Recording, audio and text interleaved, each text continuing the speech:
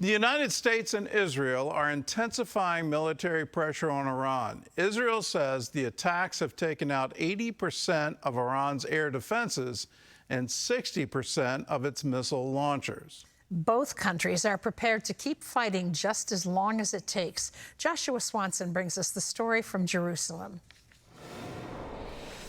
In Washington, Secretary of War Pete Hegseth says the United States is prepared for a prolonged confrontation with Iran and has the military resources to sustain it. We've got no shortage of munitions. Our stockpiles of defensive and offensive weapons allow us to sustain this campaign as long as we need to.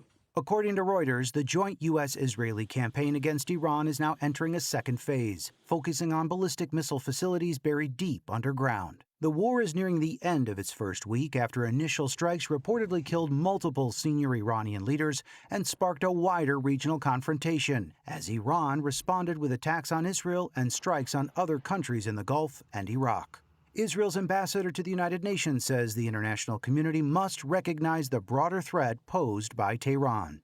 Iran has struck more Arab countries than Israel has in its entire existence. This is a regime going down and trying to set the entire region on fire as it falls. It will not work. The Israeli military says it has already destroyed hundreds of Iranian above-ground missile launchers capable of hitting Israeli cities. In a statement yesterday, the Israel Defense Forces issued an evacuation warning to civilians near Tehran ahead of new strikes. Urgent warning to all individuals located in the Abbasabad industrial area and also the Shenzar industrial area near Sharif Abad in eastern Pakdasht. In the coming hours, the IDF will operate in the area to strike military infrastructure of the Iranian regime. We will dismantle them. We will finish this job. As the conflict widens, Iran is also accused of striking still another country in the region, Israeli ally Azerbaijan. Today, a terrorist act was committed by Iran against the territory of Azerbaijan and the state of Azerbaijan.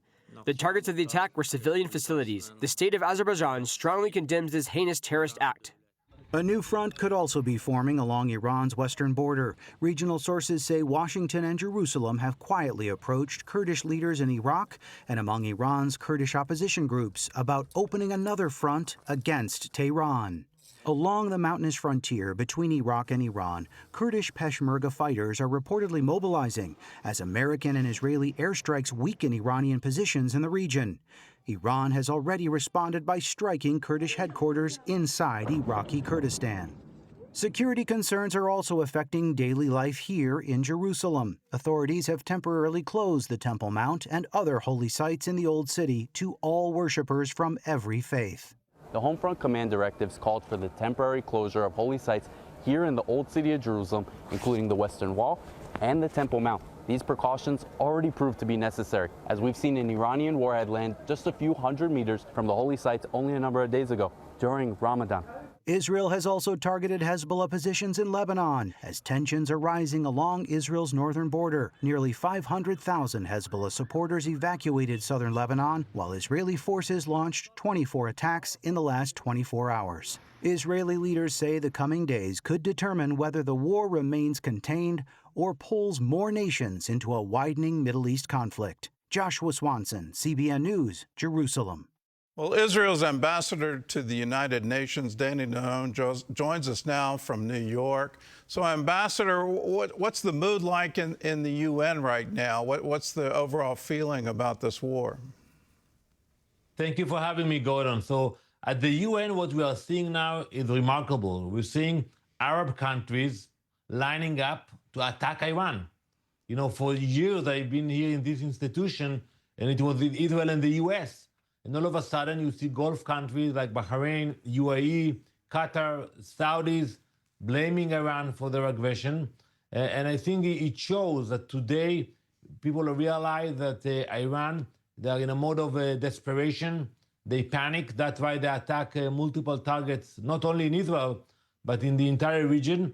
And this week, they also attacked Cyprus, a EU member state, and Turkey, NATO member. So, you know, we know that they're under a lot of pressure. We have to be prepared for more attacks in different locations, it's not over yet. We have achieved a lot. We are moving forward, Gordon, but still, we have a lot to accomplish in the near future. Do these fractured attacks show that there really isn't a chain of command, that each one of the missile launchers gets to pick their own targets? Or is there some kind of strategy here? Does Iran really want to have a much wider war? Well, I think they made a huge mistake, a foolish one. They thought that by attacking the Gulf countries, they will cause those countries to come to the U.S. and pressure the U.S. to stop the attack. What happened was exactly the opposite. The countries in the Gulf came to Israel and the U.S., and they are telling us now, keep going, finish the job. We want to see, what we can do to help you. And it was a grave mistake from the Iranian side. And I think for us, it's a great opportunity, not only for this war, but also for the day after, hopefully to expand the Abraham Accords when we see that we have to stand together against the radical forces of Iran. Let's talk about the day after and what that would likely look like. And I know it's hard to see into that, but right now it looks like the Revolutionary Guard still has control of the civilian population. The clerics are trying to elect a new Ayatollah. It looks like Khomeini's son is the choice. How organized is that, and can civilians with no weapons stand against that kind of regime?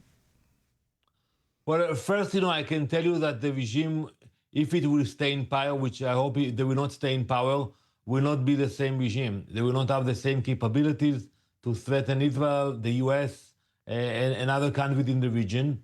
And I think the people of Iran, what happened last time they went to the street, they were massacred brutally. So they need more confidence. I think now they're starting to build that confidence, seeing the U.S. and Israel, controlling the air of Iran completely. We have full air superiority. And I think the time will come for them to go back to the streets and to take control of their future. I think it's still early, but once we will continue to target the regime headquarters and the regime facilities, hopefully the people will go out to the streets again. It looks like that there's complete air dominance right now. How much have the Israeli-U.S. strikes, how successful have they been, and what can we anticipate happening in the near future? So, in only 1 week, it's like the story of the creation, but in 1 week, we actually abolished the Navy of Iran, the Air Force of Iran. We targeted most of the ballistic missiles, not all of them. They still have, launching capabilities. And that's why today in Israel, we are still have to be in shelters for most of the days, but it's improving. I think in the next few days, it will be harder and harder for them to launch missiles to Israel and to other countries. So I think it looks good, but I have to mention that we need more time. We cannot end now. We cannot finish now. We are in the middle. We need more time to dismantle this war machine. You've said, and I applaud you for saying it, we will finish this job. From Israel's standpoint, I assume that means there cannot be a radical theocracy in control of the oil wealth of Iran, that it seems that the regime itself is a weapon of destruction and aimed right at Israel and right at the United States. So is regime change part of this? Is that what you mean by finishing the job? We definitely want to see a regime change, and we will create the conditions for that. But that's for the Iranian people to actually to lead it. So we can take the chains and actually allow them to take control of the future of Iran, but they will have to do it, and I hope that they will do it. It's an opportunity that will not come back. So they have to realize that for years they called for help, and now the U.S. and Israel, made the effort. We sacrificed a lot, and we will create the conditions for them to move forward, but they will have to step up and rise. We live in a very curious world situation. I'm concerned that both France and Spain have objected to this war, and at the same time, Saudi Arabia, UAE, Qatar, now Azerbaijan, are all saying, yes, please go in. Please stop this regime from being so aggressive and spreading terror throughout the Middle East. How do you explain the current stance of France and Spain? Gordon, that's shameful. Shameful to hear those statements. You know, the appeasement ideology of those leaders, it's not working. They think they can play the game with the Iranian regime, make more deals with them.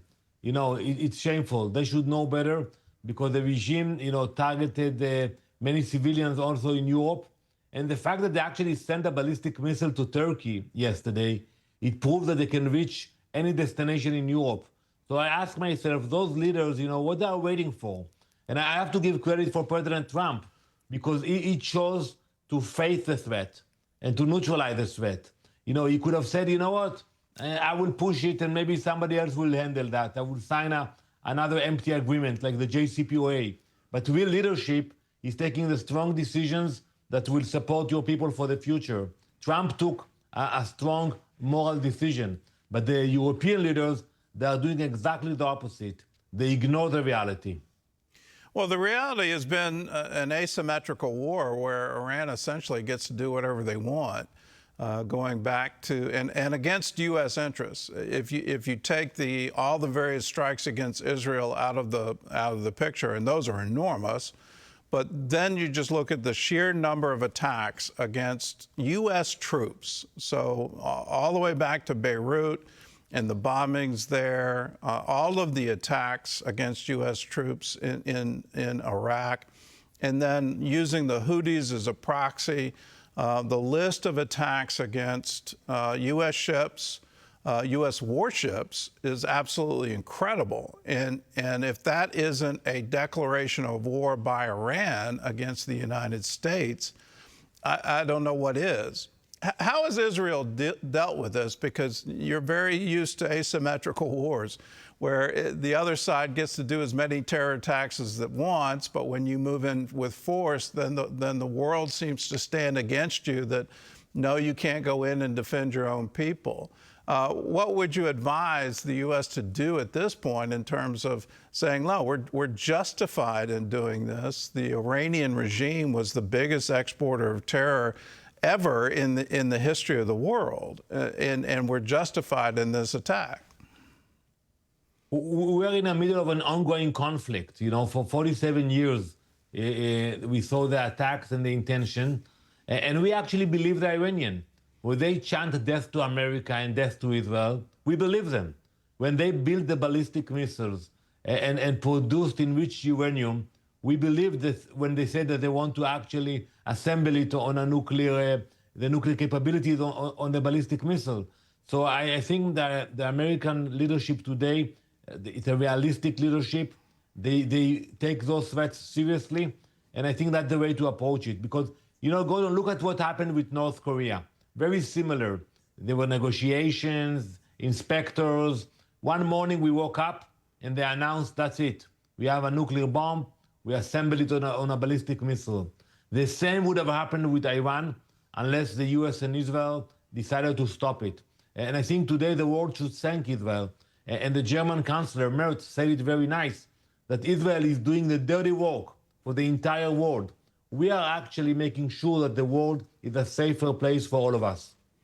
Well, I'll be the first to say thank you, and thank you for warning the world. I go back to Netanyahu's speech at the UN, saying that the time was getting very short, and if we allow them to get a nuclear weapon, that changes the entire Middle East. Let's look at the future for the Middle East, and you know, let's look at a future that doesn't include this theocracy of hate from Iran.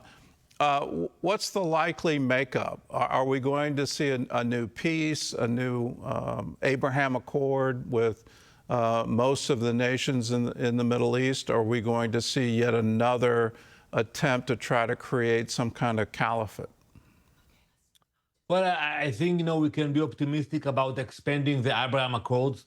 You know, many countries today see the benefits of collaborating with Israel under the umbrella of the U.S., and I think it's meaningful. Regarding Iran, it's too early to know what will happen there.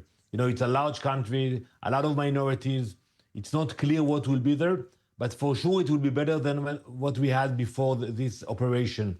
Because, you know, to add to this regime with their capabilities, that would have been too dangerous for the world.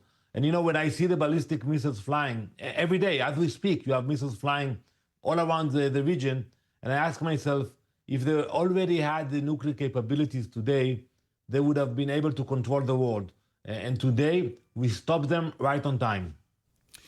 Are you afraid that there could be a balkanization of Iran? I look at what happened in Iraq, where ISIS rose up in the north, and it followed the U.S. troop withdrawal.